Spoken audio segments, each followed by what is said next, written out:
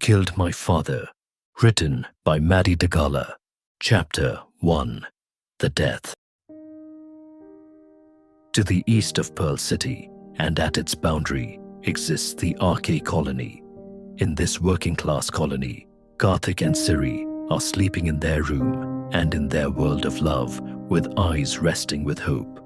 The left hand of Siri is on the right side of Karthik's waist, as if she is palming him under her magic, with her head leaned towards the left side of Karthik's chest, while Karthik's body was in a position of horizontal stand. Their semi-naked bodies are engulfed in a chocolate-colored fleece velvet throw blanket. The bed is warm enough for the lovebirds under such a blanket to escape from being daywalkers. Unfortunately, their romantic postures got disturbed by the call of a mobile lying on the nightstand. The mobile is quite successful in passing its continuous customized sounds to the eardrum of Karthik, but failed in case of Siri. The sensory organs of Karthik communicated well enough to activate each other and awaken him. His eyes may be shattered with this compulsion, but hands are reflexive to the tune of electronic gadget. Fingers of his right hand were clumsy on the nightstand, but reached for the mobile phone before he could see the roof of the room completely. In a state of subconscious mind and horizontal posture on bed, he picked the call to his right ear. Hello. The radio waves from the phone of the dialer passed an information that pushed Karthik to a state of chaos. He listened to the dialer for a minute, with his eyes unblinking. Tongue in his mouth got static. Mobile slipped from his fingers onto the bed. Looked at his girlfriend. She is still in her closed eyelids, holding Karthik tightly.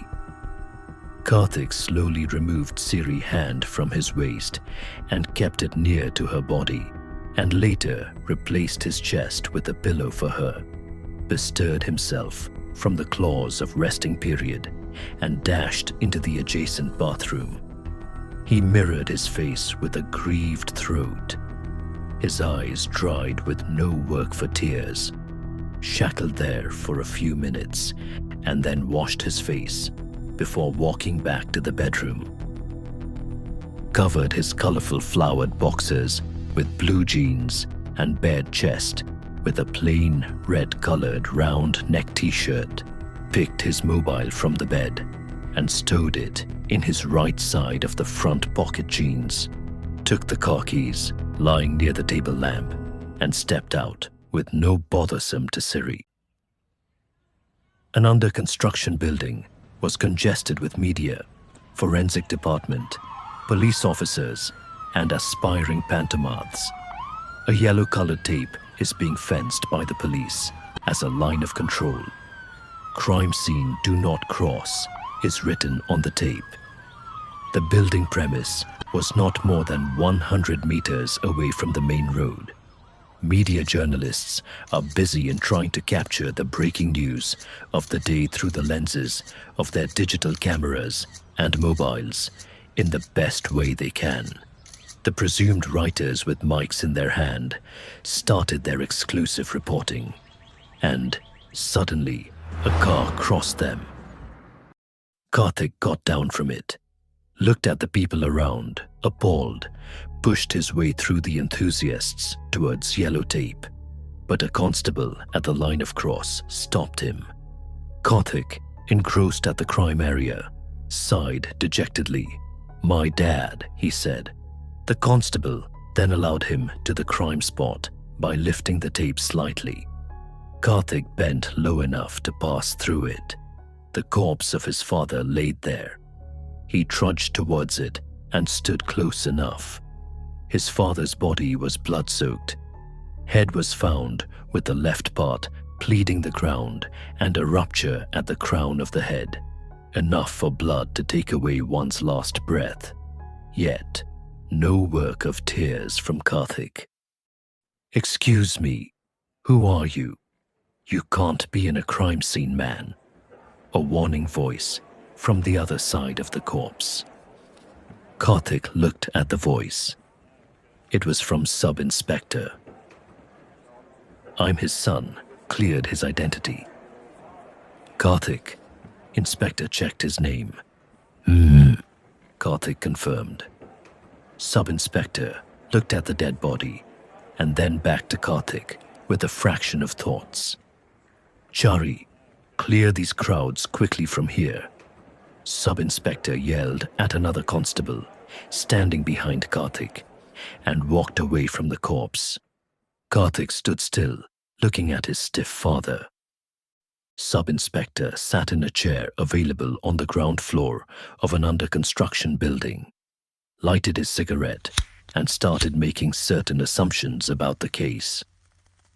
"Chari, bring his son here," ordered his disciple. The constable went and brought Karthik to the place of his superior.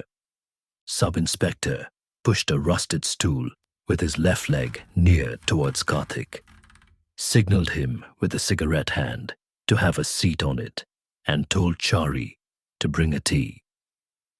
Chari followed the words of his boss.